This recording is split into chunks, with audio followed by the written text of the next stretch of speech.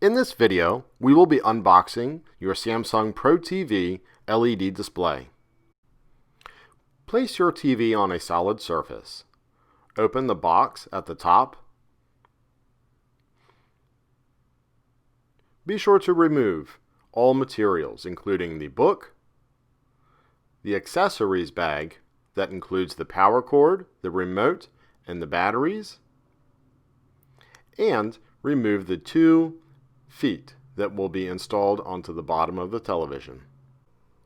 Remove the packaging from the top. Then, carefully, by gripping both sides of the TV, slide the TV out from the box and place it on a flat, solid surface face down. Now take time to continue to remove any packing materials, including the wrap around the TV and the wrap around the legs. When installing the feet for the TV, take note that each foot is labeled with an L or an R, which corresponds to the L and the R on the bottom of the TV, as shown here. When inserting the foot, make sure the letter is face up and press firmly onto the foot into the TV. It will lock into place. Once you have securely installed the feet, you will know that they are installed correctly because the front of the feet will face towards the outer parts of the TV, while the back of the feet will face toward the inner part of the TV.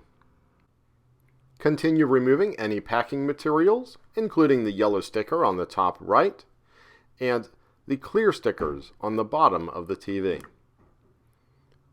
Unpack any accessories from the bag, including the power cord, the remote control, the batteries, and the book and instruction manuals. Keep these in a safe place for future reference.